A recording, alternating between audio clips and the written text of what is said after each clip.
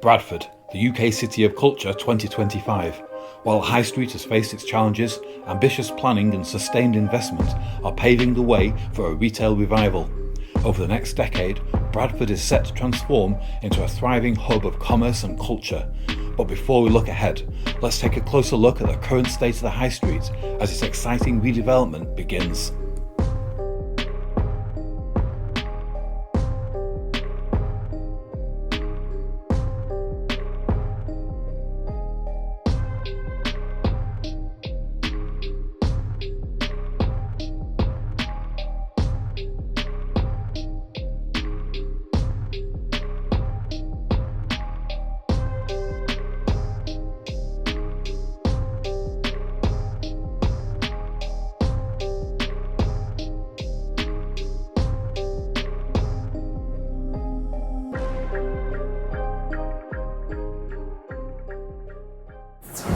Bradford 2025, the city of culture for the United Kingdom.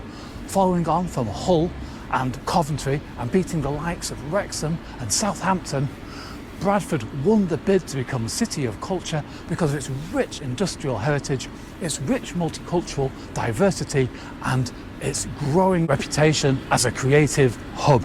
But what is the state of retail like here in Bradford today? Follow me and let's find out.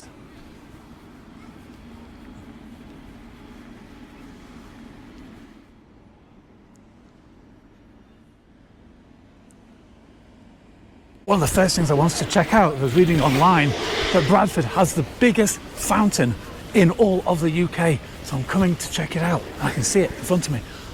Look at this here. Wow. I tell you what, I'm already impressed by the fantastic industrial architecture. But this fountain absolutely blowing me away. Look at it.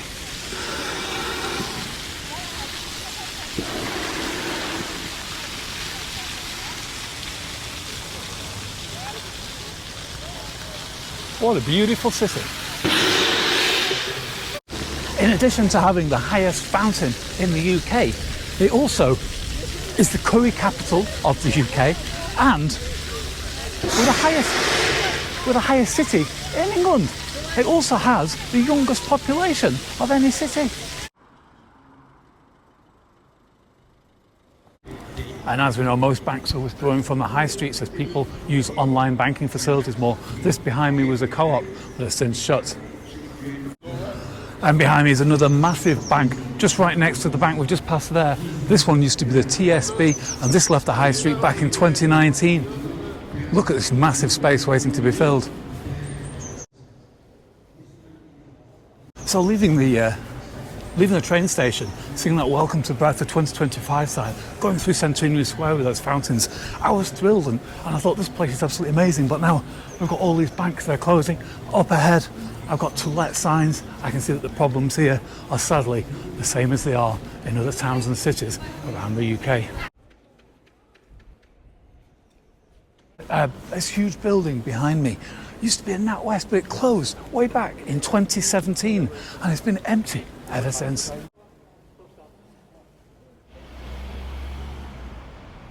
So this behind me used to be an opportunity jobs kind of centre, but it hasn't been open since 2022 and all the space has been left empty ever since.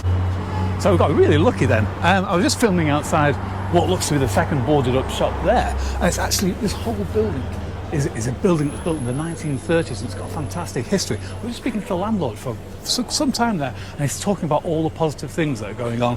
He expects that not only this shop, but the shop at the end will be filled by this summer. And he's taken me inside the shop at the end. It's going to be all computers and the shop there is going to be another cafe.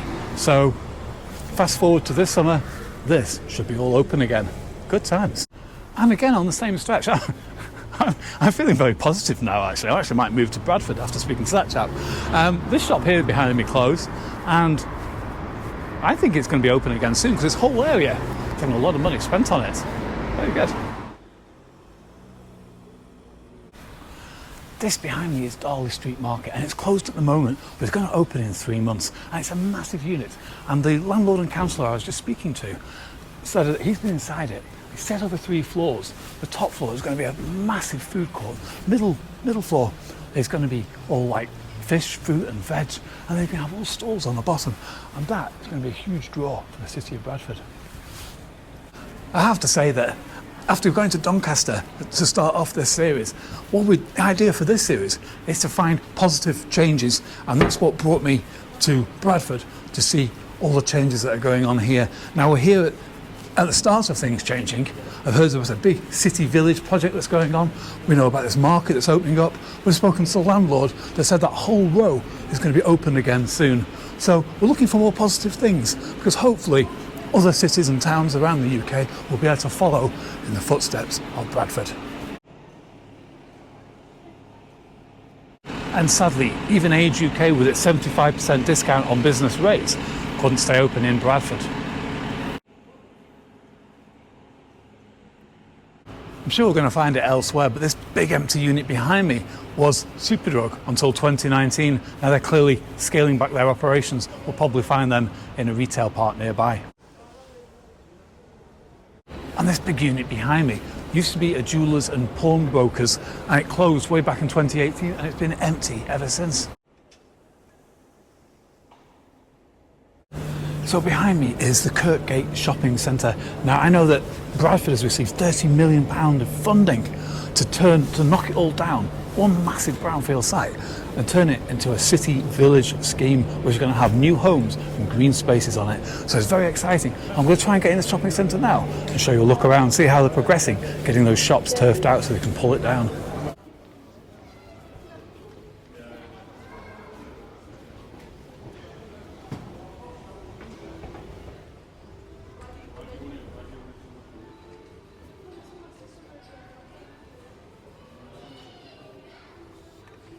There are a lot of shops shut here in the Kirkgate Centre.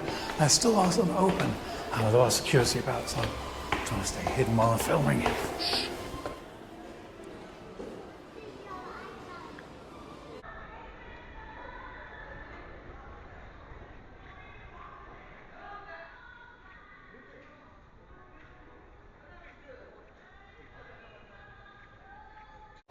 I will say, if it's the council's plan to knock this shopping centre down, they've got the work to do, because there's still a lot of units open in Kirkgate Shopping Centre.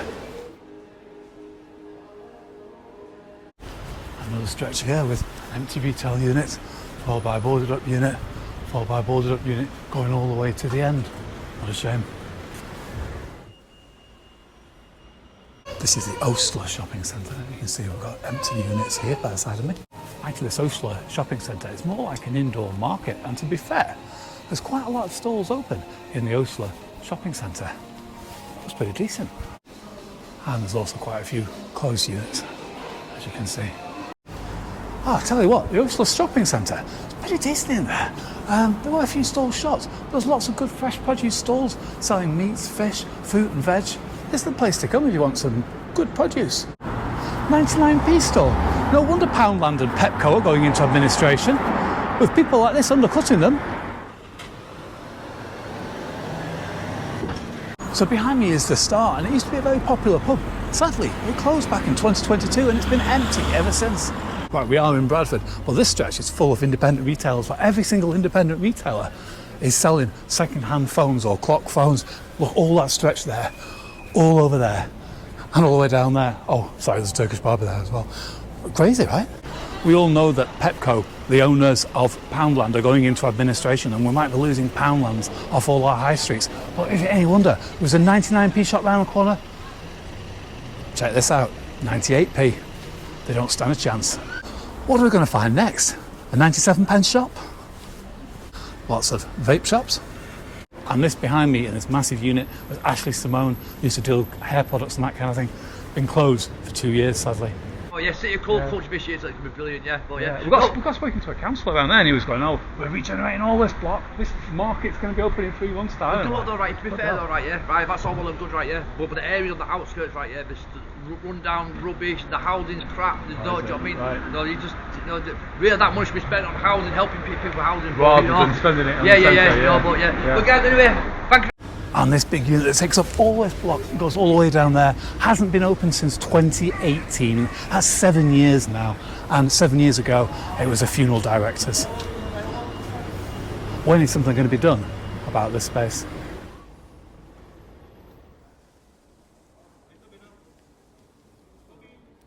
And this is a lovely pedestrianised square. You can hear street music playing. You've got some shops on this side. You've got Betfred, Cafe Nero. You've got some second-hand phone shops on this side. But there's things going on. It's not very busy, and maybe that's because there's 3 big retail parks just on the outskirts of Bradford. Maybe that's where everybody is today. Now behind me, and it's not the only one, is a lovely independent retailer and would be qualifying for small business rate relief. But Labour's budget means that from April this year, their business rate relief that they had 75% on is going to be reduced to just 40%. That's on top of the National Insurance employer hike to 15% from 12.5%, and the minimum wage increase. How can these shops survive? We're going to see a lot of shops closing, independent ones like this, good ones, this coming year. So in 2024, 13,500 independent retailers closed their doors, and in 2025 it's predicted that 17,500 independent retailers will have to close because of these changes. That's a shame. This is a lovely stretch full of independent shops. So we saw that retailers were being asked to move out of Kirkgate Shopping Centre because they're going to knock it down to build a city village. That's going to take some time to do, but it cost the council 30 million. They're moving everybody into the Broadway Shopping Centre. Now let's see if we can go and film in there and see what it's all about.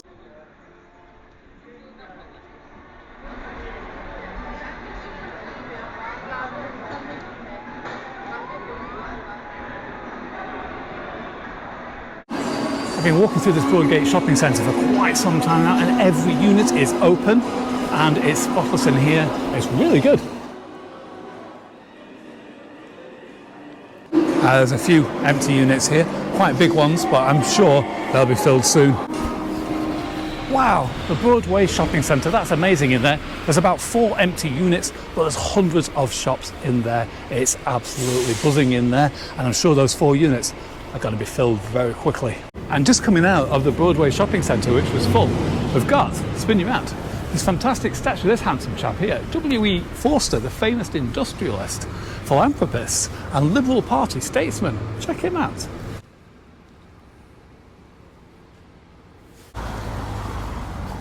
Wow. I mean, the one thing that's impressed me here in Bradford is the architecture. The architecture in this city is absolutely wonderful. Lots of industrial buildings that look great. Well, look at this at the top of the hill, Bradford Cathedral.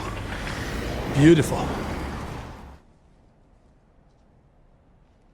Now this is a massive unit that's all boarded up. Something must be going on inside here. But what I like about this is that the artwork on the outside tells you all about Bradford's history. And the one thing that I didn't know, William Scoresby Jr., my favourite whaler from Whitby, was born here. Wow, learned something today. And this massive unit behind me used to be Marks and Spencer's, and it was open until just a year ago.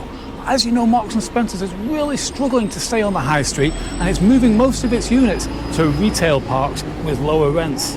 So one thing I'll say about Bradford City Centre is there's not many people here, and it's generally perceived to be an exclusion zone. Now I'm hoping the City of Culture will bring a lot more footfall to the city centre, because there's a lot to see here. And bear in mind, I'm filming this on a busy weekday. Well, it should be busy, not like some of these vloggers that go first thing on a Sunday morning when none of the shops are open. This is prime retail time. And this massive unit behind me used to be Leeds Building Society, but it closed way back in 2019, so it's been shut for 6 years. But thankfully, the landlord put some nice artwork in, so when you're walking past it, you're learning about the history of Bradford. And this massive space behind me used to be the Bronx nightclub. Sadly, it closed a year ago.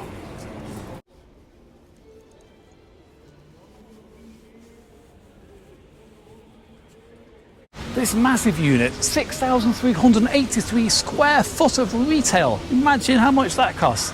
It's been shut since 2013 when it was a Forster's Bistro.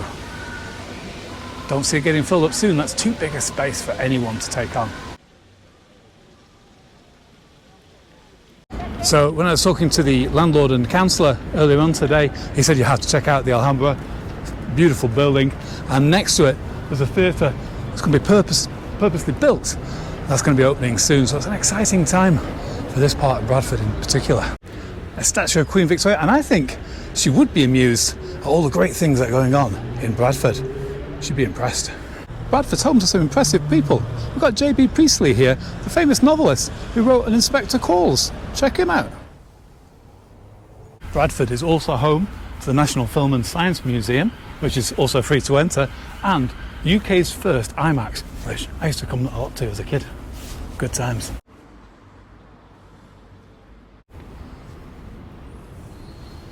This is pretty amazing. Just like Sheffield, with all its many green spaces, Bradford is looking to do the same. We've got the City Village project, which is going to have a lot of green spaces. And we've got this green space here being developed behind us. Bradford's going to be a great place for people to come and enjoy the city centre.